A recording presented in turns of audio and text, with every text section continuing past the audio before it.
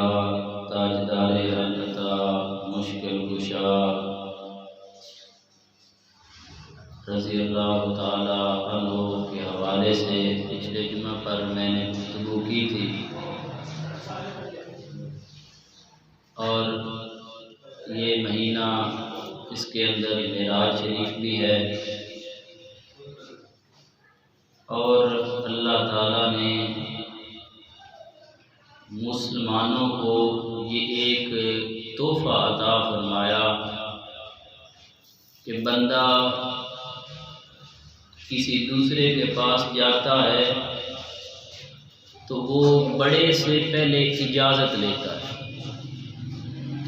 کہ بھائی میں نے کل تیرے پاس آنا ہے، تو گھر ہوگا یا نہیں ہوگا، تیرے پاس وقت ہے یا نہیں ہے، کتنا وقت تو مجھے دے گا، میرا یہ کام ہے، میں نے آپ سے یہ گفتگو کرنی ہے۔ میرے مالک نے ایک ایسا ہم پہ کرم فرمایا ہے کہ معراج پہ رسول اللہ کو نماز کا تحفہ عطا فرما کے ہمارے لیے ایک خاص راستہ متعین کر دیا کہ اے میرے محبوب کے غلاموں، پریشان ہونے کی ضرورت نہیں ہے، یہ دنیا کے بادشاہوں کا یہ دربار نہیں ہے جہاں سے تجھے اجازت لینی پڑے گی، یہاں پہ جا کے تجھے پوچھنا پڑے گا۔ میں نے تجھے نسخہ دے دیا ہے، جب تیرا دل چاہے، جس وقت دل چاہے تو میرے دربار میں آ، مجھ سے باتیں کر، میں تیری باتیں سنوں۔ تو نماز ایک بہانہ بنا دیا رب سے کلام کا کہ تو اپنے دکھڑے مجھے سنا، تو میری بارگاہ میں جھک، اور 5 وقت کا تو میں نے تجھے پہلے ہی سرٹیفکیٹ دے دیا ہے کہ 5 وقت تے تو لازمی آ، 5 وقت، اس وقت تو آئے گا میرے دربار میں جھکے گا، تو یہ بڑی بات ہے، یہ تو نہیں پوچھ رہا، میں تجھے خود کہہ رہا ہوں کہ میں میرے پاس اس وقت آیا کر۔ اور اس کے علاوہ جب تجھے وقت ملے، جب جی چاہے تو میرے دربار میں آیا کر، جھولی کو پھیلایا کر، تو مانگا کر، میں تیری دعا کو سنتا بھی ہوں، دعا کو قبول بھی کرتا ہوں، اور تجھ پہ خاص کرم بھی فرماؤں گا۔ تو اس لیے حضرت علی شیر خدا رضی اللہ تعالی عنہ آپ وہ ہستی ہیں کہ جنہوں نے اپنی زندگی کو اس طرح گزارنے کی ٹھان لی تھی کہ کوئی بھی کام شریعت کے خلاف نہیں کرتے تھے۔ آج کل لوگ یہ سمجھ لیتے ہیں نا کہ یار پتہ نہیں دین تے چلنا کیڈا اوکھا۔ بھائی بات سمجھے، اگر آپ غلط طریقے پر چل رہے ہیں، اگر وہ غلط طریقہ آسان ہو سکتا ہے تو جو راستہ پہلے ٹھیک ہے وہ آسان نہیں ہے۔ اگر ہم کوئی بندہ جو ہے غلط طریقے سے مال کماتا ہے، وہ رات پوری چور جو ہے وہ پہلے 10 دن سوچ بچار کرتا، میں نے فلاں جگہ پہ جا کے نقب لگانی ہے، فلاں جگہ پہ جا کے میں نے چوری کرنی ہے، وہ وہاں کا پورا طریقہ کار دیکھتا ہے، وہ مکان کیسا ہے، وہ جگہ کیسی ہے، اس کے ارد گرد کے لوگ کیسے ہیں، وہاں سیکورٹی کا کیا نظام ہے، وہ سارا پہلے سوچتا ہے، طریقہ کار دیکھتا ہے، پھر لوگوں سے گفتگو کرتا ہے، ہم نے جانا کس طرف سے ہے۔ یار جو رزق تیرے مقدر میں ہے نا، وہ کوئی تجھ سے لے نہیں سکتا، تو تو حرام کے لیے اتنی کوشش کر رہا ہے، وہی تو صبح اٹھ، اللہ کی بارگاہ میں سر کو جھکا، نماز ادا کر، دعا مانگ کے بازار میں نکل جا، میرا مالک تجھے حلال رزق عطا فرمائے گا۔ تو ہم برائی والا راستہ سمجھتے ہیں کہ بڑا آسان راستہ ہے۔ اب ایک ہی بات سمجھ لیں کہ بندہ ایک برائی کرتا ہے، ایک برائی کے پیچھے وہ اس کی 80 سال کی عمر ہے نا، اگر اس کی برائی کسی کو پتہ نہ چلے بندے کو، تو وہ 80 سال جھوٹ بولتا رہے گا، 80 سال وہ جھوٹ بولتا رہے گا ایک غلطی کے پیچھے۔ اگر اسی جگہ پر 5 سال کی عمر میں، 10 سال کی عمر میں اس نے سچ بول دیا، اس نے غلط کاری نہیں کی، اس نے دھوکہ نہیں دیا، وہ اچھا کام شروع سے کیا، اب اس کی عمر 80 سال ہو گئی ہے، 80 سال تک سچ بولتا رہا، تو راستہ کون سا آسان ہے؟ سچ بولنے کے لیے اسے قید نہیں لگانی پڑی. سچ بولنے کے لیے وہ ممبر پہ بھی سچ بول رہا ہے, گھر بھی سچ بول رہا ہے, دکان پہ کھڑا ہے وہاں بھی بول سکتا ہے, اگر علیحدہ ہے وہاں بھی کہہ دے گا, مجمع ہے تب بھی کہہ دے گا کہ میں نے یہ کام کیا ہے. اور اگر برائی کی ہے تو وہ مجمع میں نہیں کہہ سکتا, بازار میں نہیں کہہ سکتا. چند لوگ ہوں گے جن سے بات کہے گا. تو اللہ اور اس کے رسول نے ہمیں ایک ایسا راستہ بتا دیا کہ فرمایا, اللہ کے محبوب نے, حدیث پاک کا مفہوم ہے, فرمایا حلال بھی اللہ نے واضح کر دیا اور حرام بھی اللہ نے واضح کر دیا. درمیان میں جو چیز آئے گی یہ شک والی چیز ہے, اس کو جو چھوڑ دے گا اللہ تعالیٰ اسے حرام سے بچا لے گا. کیسا ہمیں راستہ بتایا کہ حلال بھی واضح ہے, حرام بھی واضح ہے, درمیان میں ایک چیز ہے جسے ہم شک کہتے ہیں, شکوک و شبہات ہیں کہ پتہ نہیں یہ چیز حلال ہوگی یا حرام ہوگی. تو کہا یہ ہم کہتے ہیں نا کہ یار دل دا تقوی تے بڑی پرہیزگاری بڑی مشکل ہے. رسول اللہ صلی اللہ تعالیٰ علیہ وآلہ وسلم نے ہمیں یہ نسخہ بتایا ہے کہ جو بندہ دل کو پاک کرنا چاہتا ہے یہ تو مشکل ہی نہیں, یہ تو مشکل کام ہی نہیں ہے. سرکار دو جہاں صلی اللہ تعالیٰ علیہ وآلہ وسلم نے کیا فرمایا؟ فرمایا جو بندہ شک والی چیز کو چھوڑ دے گا نا اللہ اس کے دل کو پاک کر دے گا. جو شک والی چیز ہے اس کو آپ چھوڑ دیں. تو جب ایک چیز کے اندر شک آ جائے, اللہ کے محبوب نے فرمایا شک والی چیز کو چھوڑ دے گا اللہ تیرے لیے حلال والا راستہ آسان کرے گا, حرام والا مشکل کر دے گا. تو ہمیں کوشش کرنی چاہیے کہ جو اللہ اور اس کے رسول نے ہمیں طریقہ بتایا ہے, جو ہمیں راستہ بتایا ہے, اس پہ ہم عمل کریں, اس پر چلنے کی کوشش کریں. حضرت علی شیر خدا رضی اللہ تعالیٰ عنہ کے حوالے سے میں نے پچھلے جمعہ پر گفتگو کی تھی کہ سرکار کے جو صحابہ ہیں ان کے لیے پیمانے لے کر نہ بیٹھ جایا کریں, ترازو لے کر نہ بیٹھ جایا کریں کہ فلاں ایسا تھا فلاں ایسا تھا. ان کے لیے جب بھی زبان سے جملہ نکالے نا خیر کا نکالے. حضور کی اہل بیت اطہار کے بارے میں, صحابہ کے بارے میں. اب رسول اللہ صلی اللہ تعالیٰ علیہ وآلہ وسلم نے جہاں پر حضرت ابو بکر صدیق کی شان کو بیان فرمایا, وہاں حضرت علی شیر خدا رضی اللہ تعالیٰ عنہ کی شان کو اس طرح بیان فرمایا.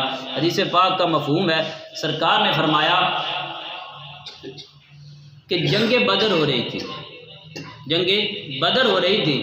اس جنگ کے دوران حضرت ابو بکر صدیق بھی لڑ رہے تھے, حضرت عمر فاروق بھی تھے, یہ سارے صحابہ تھے.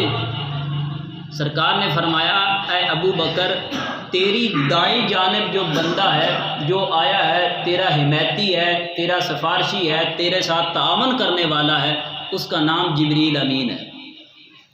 وہ فرشتوں کا سردار تیری دائیں طرف ہے. اور فرمایا اے علی شیر خدا, تیری بائیں طرف جو ہے وہ حضرت میکائیل علیہ السلام ہے. اور فرمایا حضرت اسرافیل علیہ السلام جنہوں نے سور پھونکنا ہے, فرمایا یہ دو فرشتے ایک حضرت ابو بکر کے ساتھ ہے, ایک حضرت علی شیر خدا کے ساتھ ہے, اور ایک جو ہے وہ جنگ کے اندر جنگ کر رہا ہے. نور مصطفیٰ کریم نے واضح بیان فرمایا.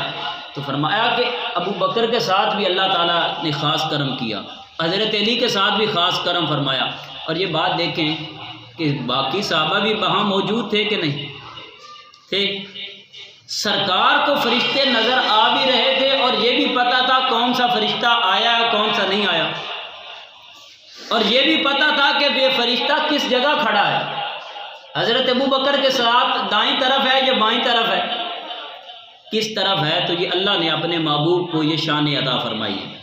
ایک اور مقام پر رسول اللہ صلی اللہ تعالیٰ علیہ وآلہ وسلم نے حضرت علی شیر خدا رضی اللہ تعالیٰ عنہ کے بارے میں فرمایا کہ اللہ تعالیٰ نے مجھے 4 بندے ایسے ہیں جن کے بارے میں اللہ نے مجھے حکم دیا ہے کہ اے محبوب تو ان سے پیار کر.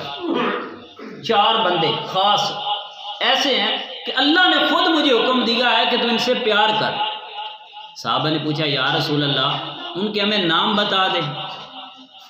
حضور یہ اب راوی بھی حضرت علی شیر خدا ایک روایت کے اندر, صحابہ نے کہا یا رسول اللہ ہمیں ان کے نام بتا دیں. حضور نے فرمایا ان 4 میں سے ایک کا نام علی ہے, ان 4 میں سے ایک کا نام حضرت علی شیر خدا ہے. صحابہ نے پوچھا یا رسول اللہ باقی 3؟ حضور نے پھر فرمایا ان 4 میں سے ایک کا نام علی ہے۔ تو یہ حضور اپنے صحابہ کو خود شان عطا فرما رہے ہیں اور اللہ کے حکم سے عطا فرما رہے ہیں، تو ہمیں بھی ان کی شانیں ہی بیان کرنی چاہیے، ان کے کمالات ہی بیان کرنے چاہیے۔ ایک دن حضور اکرم صلی اللہ تعالیٰ علیہ وآلہ وسلم ایک غزوہ سے واپس آ رہے تھے۔ یہ بڑی لطف والی بات ہے، اس کو سمجھیں۔ صحابہ کرام نے کبھی بھی حضرت علی شیر خدا سے جدائی نہیں کی۔ صحابہ کا یہ مزاج تھا کہ وہ مشورے میں بھی حضرت علی کے بغیر مشورہ نہیں کرتے تھے، کوشش کرتے تھے کہ حضرت علی ساتھ ہو۔ ایک غزوہ سے واپس آ رہے تھے تو حضور اکرم صلی اللہ تعالیٰ علیہ وآلہ وسلم تھوڑا سا آگے ہوئے تو حضرت علی شیر خدا کا جو جوتا تھا نا وہ ٹوٹ گیا، یا حضور اکرم صلی اللہ علیہ وسلم کے جو نالین مبارک تھے وہ ٹوٹ گئے۔ حضرت علی نیچے اترے اور اس کو نا سینا شروع کر دیا۔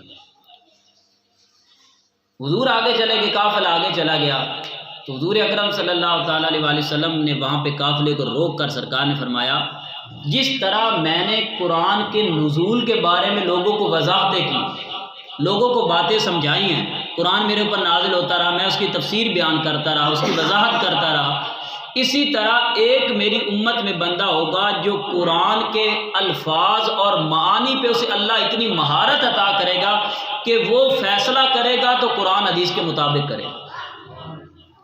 کہ اب قرآن میں بھی پڑھتا ہوں، آپ بھی پڑھتے ہیں، لیکن ایک بندے کو ایسی وہ بات سمجھ آ جاتی ہے جو دوسرے کو نہیں آتی۔ اب وہ جو سارے صحابہ تھے ان کا حضرت ابوبکر صدیق بھی تھے، حضرت عمر فاروق بھی تھے، حضرت عثمان، باقی صحابہ بھی تھے سارے، تو وہ سارے سمجھنے لگے شاید حضور ہماری طرف اشارہ کریں گے کہ یہ صحابی ہے۔ بعض روایت میں آیا کہ حضرت عمر فاروق رضی اللہ تعالیٰ گردن اوپر کی کہ شاید حضور میرا نام لے لیں، لیکن سرکار نے فرمایا وہ بندہ جو پیچھے جوتے گانٹ رہا ہے وہ بندہ ہے۔ اللہ تعالیٰ اسے ایسی فہم و فراست عطا کرے گا، ایسا ملکہ عطا کرے گا کہ وہ قرآن حدیث کے اندر غوطہ لگائے گا، ایسے موتی باہر نکالے گا جو اور کسی کی سمجھ میں نہیں آتے۔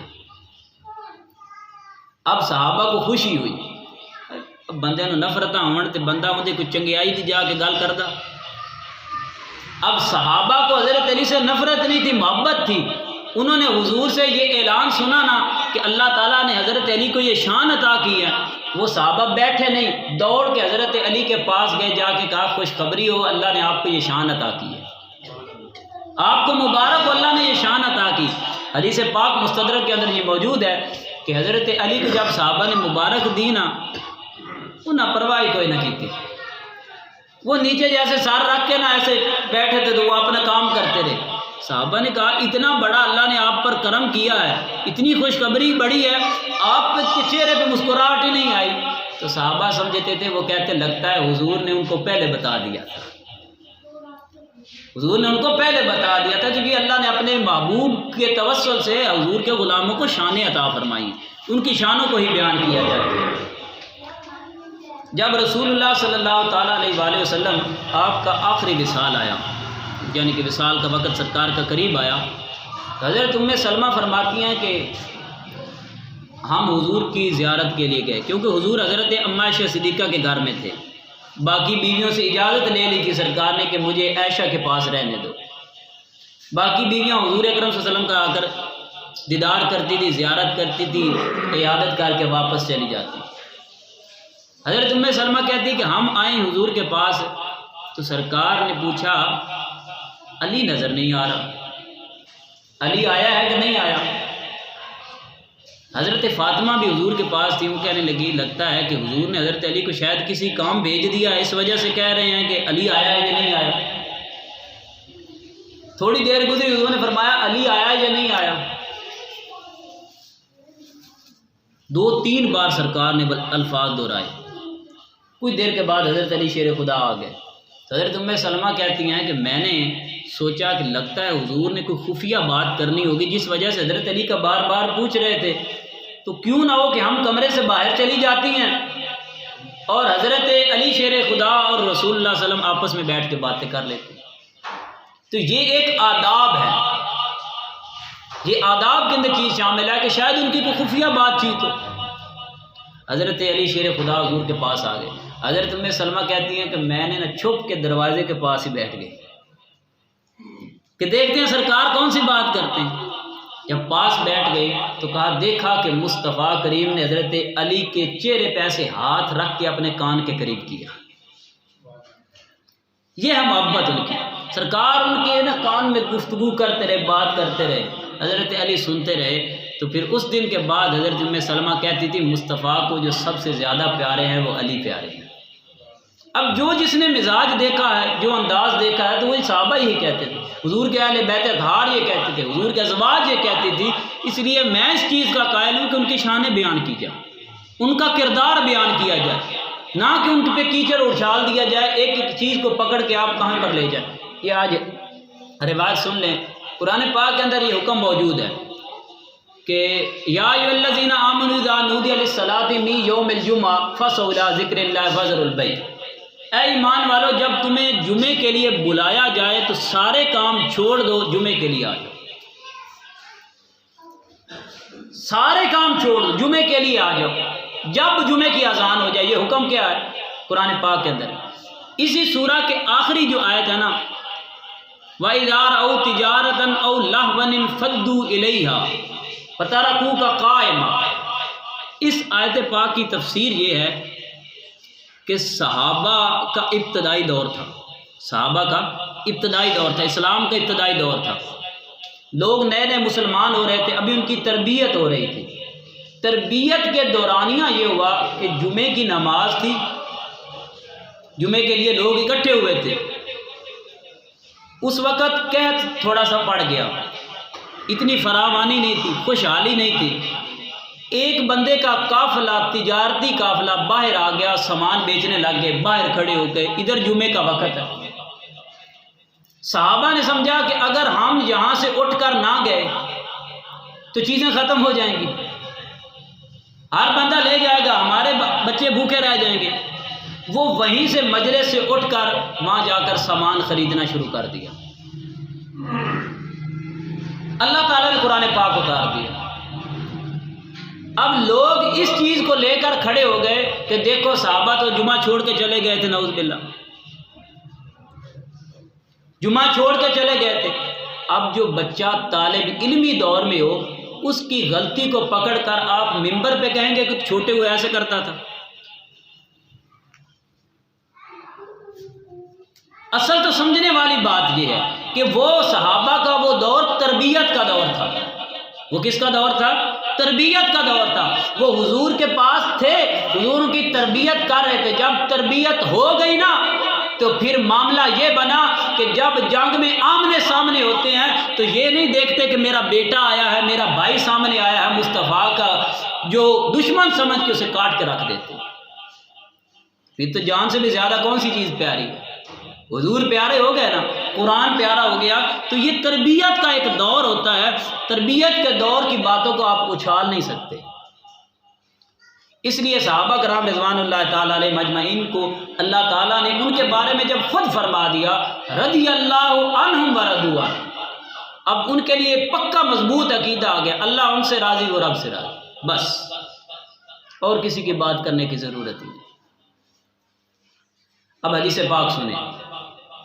حضرت علی شیر خدا رضی اللہ تعالی عنہ آپ واحد صحابی ہیں، واحد صحابی ہیں سارے صحابہ میں سے، جنہوں نے ایک دعویٰ ایسا کیا ہے جو اللہ کے رسول نے دعویٰ کیا تھا.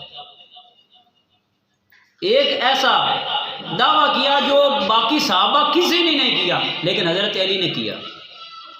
وہ کون سا؟ کہ ایک دن سرکار دو جہاں صلی اللہ تعالیٰ علیہ وآلہ وسلم ممبر پر بیٹھے اور سرکار نے فرمایا لوگو تم میرے علم پر کرتے ہو اعتراض کہ نبی کو یہ پتا تھا یہ نہیں پتا تھا. بخاری کے اندر حدیث پاک موجود ہے کہ نبی کو یہ پتا تھا یہ نہیں پتا تھا. ہم نبی کے پیچھے نماز پڑھتے ہیں، ہم تو منافق ہیں، نبی کو ہمارا پتہ نہیں ہے. نبی کہتا ہے میں جنت کی بھی خبریں دیتا ہوں، دوزخ کی بھی خبریں دیتا ہوں، ہمارا پتہ ہی نہیں ہے نبی کو. یہ منافقین کہتے تھے.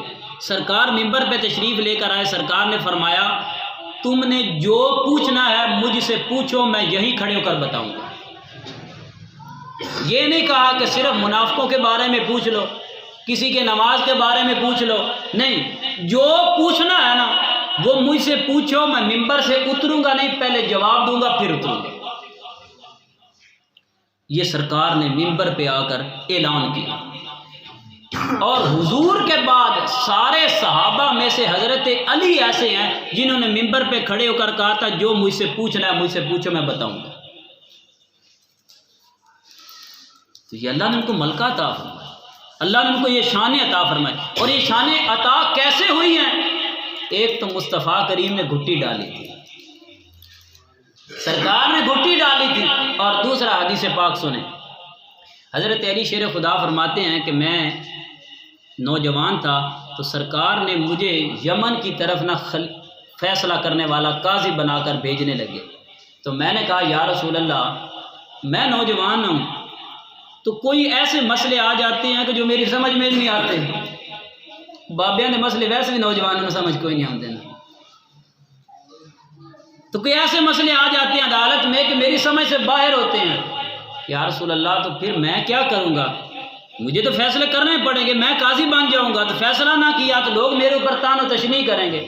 تو میرے مصطفیٰ کریم نے حضرت علی کے سینے پہ ہاتھ مارا اور سرکار نے دعا کی، فرمایا اللہم ثبت لسانہ واہدی قلبہ، اے میرے اللہ میرے علی کی زبان کو مضبوط کر دے، میرے علی کے دل کو ہدایت عطا فرما دے۔ جب یہ دعا کی حضرت علی کہتے ہیں اس دن کے بعد جب بھی میں جہاں بھی جاتا تھا کوئی بندہ مجھ سے سوال کرتا تھا مجھے جواب دیتے ہوئے ہچکچاہٹ بھی نہیں ہوتی تھی۔ یہ سرکار نے ان کو اللہ تعالیٰ نے یہ شان عطا فرمائی، حضور کے توسل سے عطا فرمائی، اس لیے حضرت علی شیر خدا کو اللہ تعالیٰ نے یہ بڑے کمالات عطا۔ اور قرآن پاک کے اندر ایک آیت ایسی ہے جس پہ صرف حضرت علی نے عمل کیا، قرآن پاک کے اندر ایک آیت ایسی ہے جس پہ صرف ایک صحابی عمل کر لیا اس نے، اس کے بعد اس آیت کا حکم منسوخ ہو گیا۔ وہ یہ تھا کہ حضور کے پاس کچھ لوگ آتے تھے اور آ کر سوال کرتے تھے، جو امیر ہوتے تھے وہ لمبی لمبی گل چھیڑ دیتی ہوں نا تو غریباں دی واری کوئی نہیں آتی ہے۔ سرکار نے فرمایا اب اللہ کی طرف سے حکم آ گیا کہ جب بھی کوئی بندہ محبوب تو اسے بات کرنا چاہے، آپ کے قریب آ کے گفتگو کرنا چاہے، پہلے صدقہ دے گا پھر آپ سے مسئلہ پوچھے گا، پہلے صدقہ دے گا پھر مسئلہ پوچھے گا۔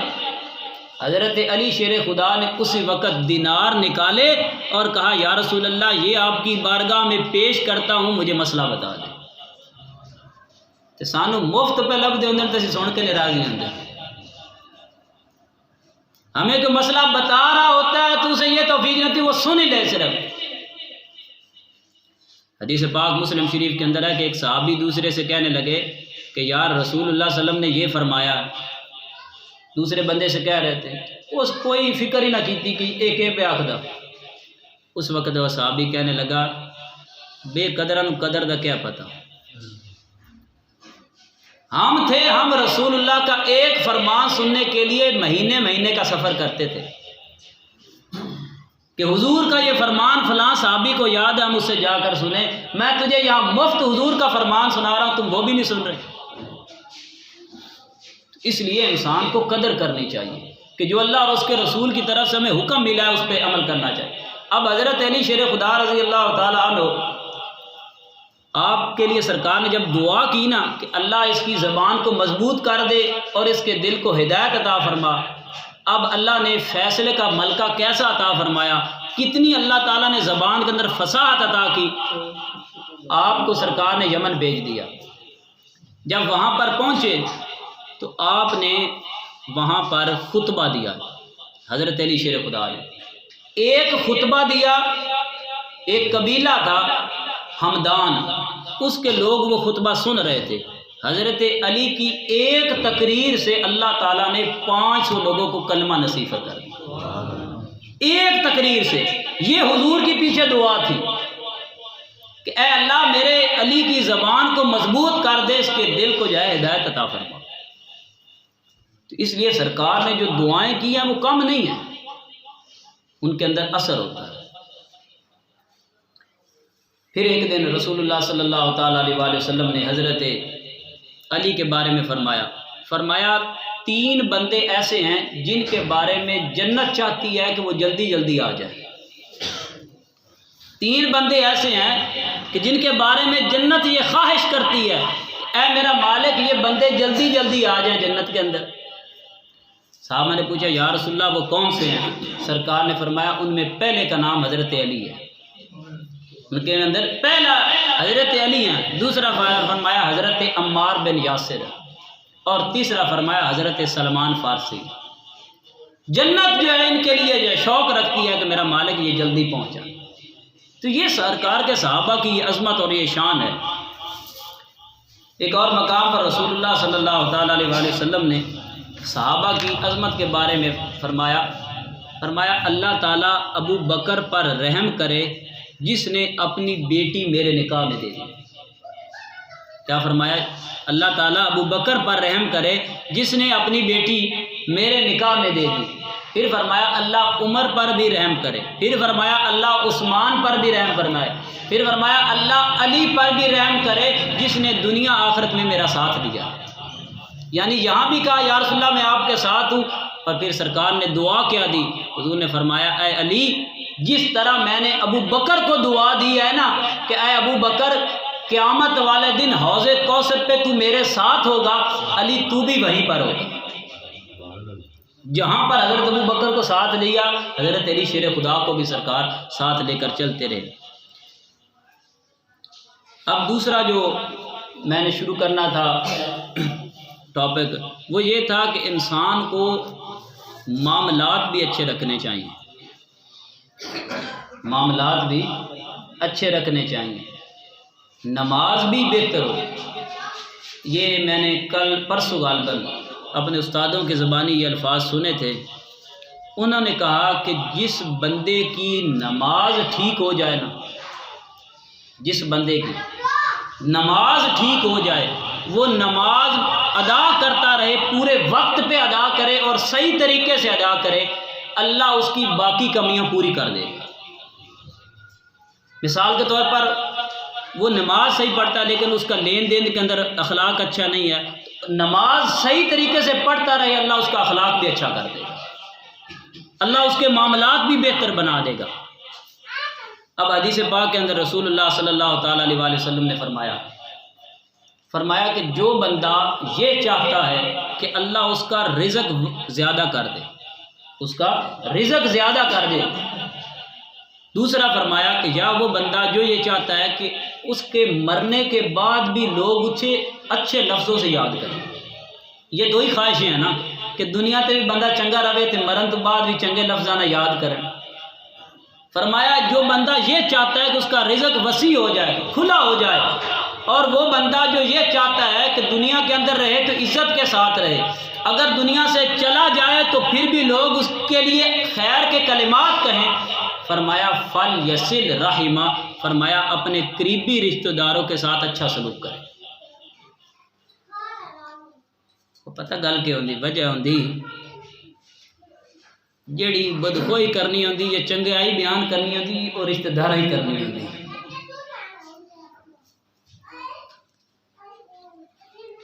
باہر والے سے تو آپ کو بڑا اخلاق ہی بڑا اچھا ہوتا ہے انسان کا، کیونکہ آپ نے اس سے مہینے بعد ایک بار ملنا ہے تو وہاں بھی آپ منہ بسور کے بیٹھ جائیں گے تو وہ کہے گا اللہ تیرے کو سدھانے لے کے کھڑے۔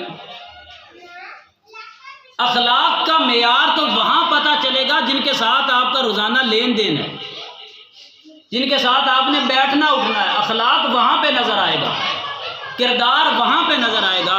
اس لیے رسول اللہ صلی اللہ علیہ وسلم نے ارشاد فرمایا کہ جو بندہ کسی کو دوست بنانا چاہے تو وہ دیکھ لے کہ دوست کس کو بنا رہا ہے۔ سنگی بنانا چاہتا ہے، دوست بنانا چاہتا ہے، اپنا سہارا بنانا چاہتا ہے تو یہ نہ دیکھے کہ مال کس کے پاس زیادہ ہے، یہ دیکھے کردار کس کا اچھا ہے، اخلاق کس بندے کا اچھا ہے۔ اب حضور اکرم صلی اللہ تعالیٰ علیہ وآلہ وسلم نے ارشاد فرمایا کہ ایک بندہ تھا پہلے دور میں بنی اسرائیل کے اندر، ایک بندہ تھا، وہ جب فوت ہوا تو اس کے پاس فرشتے آ گئے۔ یہ حدیث پاک بخاری کے اندر موجود ہے۔ اس حدیث کو سننے کے بعد اگر کوئی نبی کریم صلی اللہ علیہ وسلم کے علم پر اعتراض کرے تو میں کہتا ہوں وہ بدبخت ہے، کہ اب قرآن کے اندر کس چیز کا ذکر ہے؟ اس چیز کا ذکر تو نہیں آنا کہ بنی اسرائیل میں اس بندے کے ساتھ کیا ہوا تھا، کسی جگہ پر بھی نہیں قرآن پاک کے اندر۔ اب حضور بتا رہے ہیں کہ بنی اسرائیل میں ایک بندہ تھا، وہ ایسا کرتا تھا، قرآن کے اندر نہیں ہے، تو اللہ نے اپنے محبوب کو وہ پہلی خبریں بھی عطا فرمائی۔ اب حضور کہہ رہے ہیں کہ پہلے ایک بندہ تھا بنی اسرائیل کے اندر، وہ جب فوت ہوا فرشتے اس کے پاس آ گئے اور فرشتے کہنے لگے بیلیا کچھ چنگا کام کر کے آیا، کوئی خیر کا عمل، کوئی ایک۔ وہ کہنے لگا باقی تو کچھ نہیں ہے، ایک ہے، باقی عمل میرے پاس نہیں اتنے، لیکن ایک عمل ایسا ہے جو مجھے لگتا ہے واقعی خیر کا تھا۔ فرشتے کہنے لگے بتا بے کون سا عمل تھا؟ وہ کہنے لگا کہ مجھے اللہ نے دولت عطا کی تھی، مجھ سے لوگ قرضہ لینے آتے تھے، جو مانگنے آتا تھا میں اسے لوٹاتا نہیں تھا، اس کی جھولی بھر دیتا تھا، جتنا مجھے اللہ طاقت دیتا تھا نا میں اسے دے دیتا تھا، لیکن اس کے بعد کا دینی تو کوئی بڑی گل نہیں ہوتی، بندے پتہ ہوتا مہینے بعد لب جانا ہے۔ اصل تو اخلاق کردار بعد میں پتہ چلتا ہے۔ کہا کہ میں اسے پیسے تو ادھار دے دیتا تھا، اب جب لینے کا وقت آتا تو وہ بندہ آ کے اسے کہہ دیتا یار میرے پاس حالات ٹھیک نہیں میرے،